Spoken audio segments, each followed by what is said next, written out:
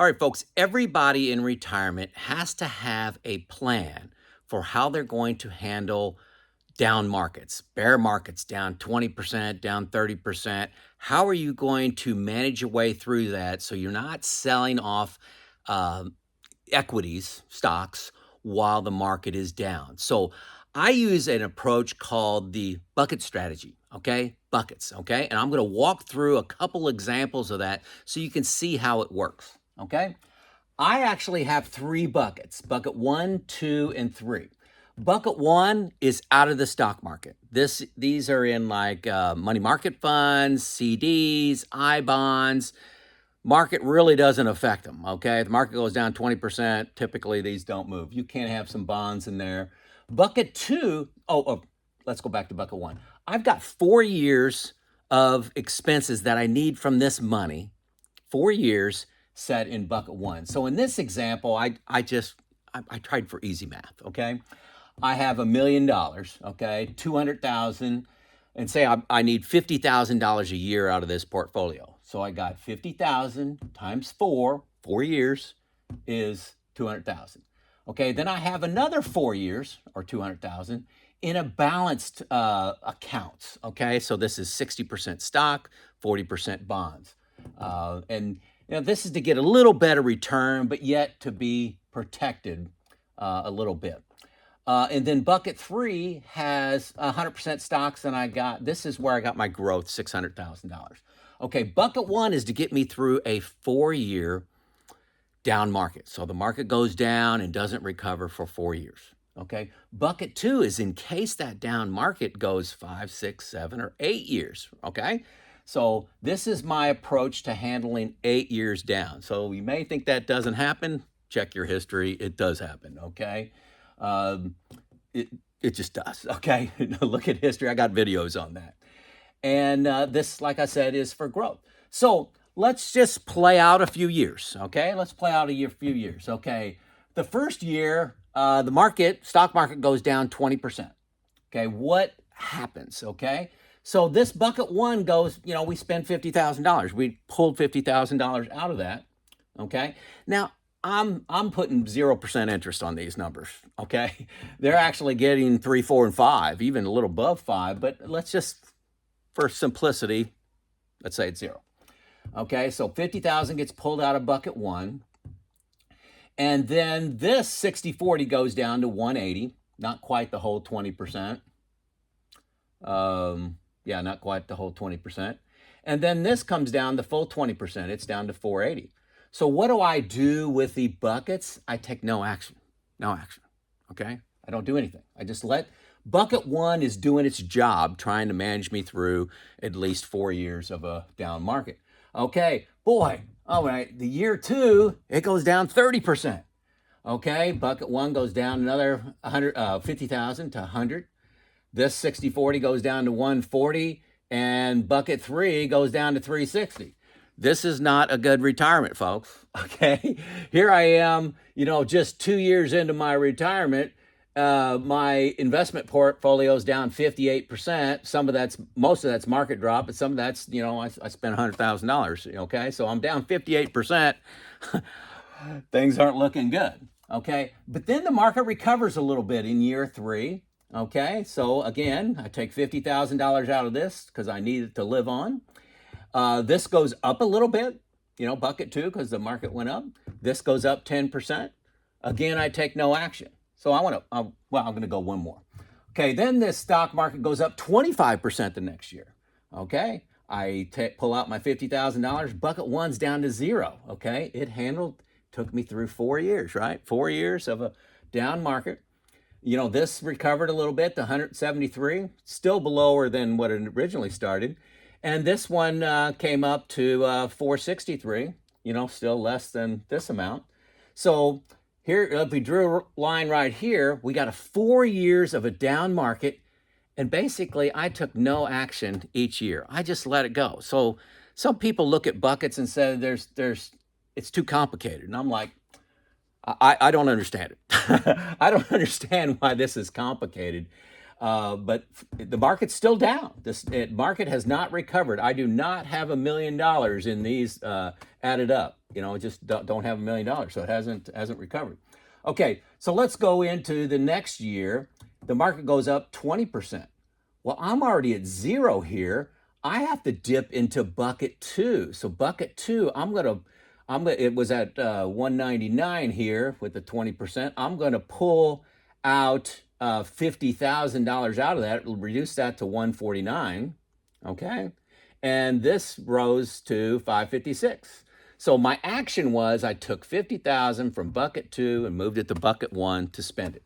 Okay, we're still in a down market. Okay, things are still down. Okay, and then in the next year, the market recovered 15%. Bucket one, I still haven't topped it off because of, setting new highs again. So it's still at zero.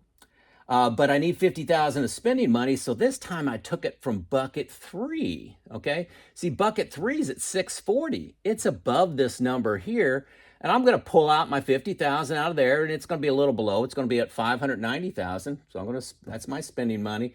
And I'm going to let this bucket two grow. It's at 170, getting close to this number, but hasn't quite recovered yet. So that's 6 years of, managing with buckets, okay? Bucket one did its job. Bucket two did its job. Bucket three did its job. Every bucket has a purpose. My cadence is once a quarter, every 3 months, I sit down and I look at what each bucket, what's the amount in it, is it able to do its job, okay? I looked at this on a yearly basis just to make it a little simpler. But hey, after 6 years, I only have $761,000 left in my accounts. But remember, I pulled off $300,000 over 6 years.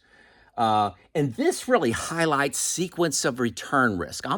Sequence of return is you retire, and then the next few years, the market goes down, not fully 58%, but plus my spending, it's down 58%. This is bad, okay? And on the next slide, I'm going to reverse it. So you can see sequence of return risk, and you can see how the buckets work in that situation, okay? Okay, so the board is exactly the same, except for I reversed the order of returns. The previous sheet had 20, minus 20, minus 30, plus 10, plus 25, plus 20, plus 15. All I did was flip that, okay? So on average, the market returned the exact same amount, exact same percentage. I didn't add that up or whatever it is. But this highlights, like I said, sequence of return risk. So here we are at our start, the same amount of money in bucket 1, 2, and 3. The first year, the market goes up 15%, up 15%. So bucket 1 comes down to 150, okay? But bucket 2 jumps to 210, above its target. Bucket 3 goes up to 690. So what we're going to do is we're going to take bucket 3 money. I just made that decision. I could have taken some out of bucket 2 if I wanted to. I just didn't. But this is, so at the end of the year, I decide to pull 50,000 out of this, re-top off bucket 1. Bucket 1's job is to always be prepared for a 4-year down market. So I top it back off to 200. So my new bucket values are 200, 210, and 640. Okay, make sense? Okay, so then in the next year, the market goes up by another 20. Okay, so the 200 comes down. We pulled out our $50,000 we need for living expenses, 50,000. But again, bucket 2 went up to 242, and bucket 3 went up to 768. So these are up. Both of these are up. This year, this was just a choice. I chose to take 40,000 out of bucket 2, 10,000 out of bucket 3 to re-top off bucket 1. Now, why did I do that? Well, that's going to bring bucket 2 back to 202, which is right at its target, 4 years of expenses. So I got 4 years expenses in bucket 1, 4 years in bucket 2, and then I'm sitting here at $758K in bucket 3. I'm sitting pretty after 2 years, okay? So I took money from bucket 2, bucket 3, and topped this bucket off. So there is some decision making on whether you take it out of bucket 2 or bucket 3. I showed 2 different ways of doing it. This was close to 200, so I left it alone. This was getting quite a bit above the 4-year target, so I chose to take it out of there. Not too complicated in my mind. So the next year was plus 25. This is great, plus 25. So year bucket 1 goes down to 150. Again, we're going to top it back off to 200. This bucket goes to 236. This bucket goes to 948,000. I'm going to take 30K out of bucket 2, 10K out of bucket 3, to keep this down around 4 years of expenses, which is 200. So that's topped back off, okay? So going pretty. Here's the action again. Okay, then the next year, man, this is a good run, plus 10%. This goes down to 150, pulled out 50,000 of expenses, and then we're going to retop that back off to 200. Bucket 2 goes to 219. Bucket 3 goes to 1,032,000. Okay, so in this example, I chose to take 20,000 off this one, 30,000 off bucket 3, bringing that value right down to 199. Okay, which is doing its job. It's there to do its job. Bucket 1 can do its job. It's topped back off, and bucket 3 is doing its job. It's right at $1 million, and it started off at $600,000.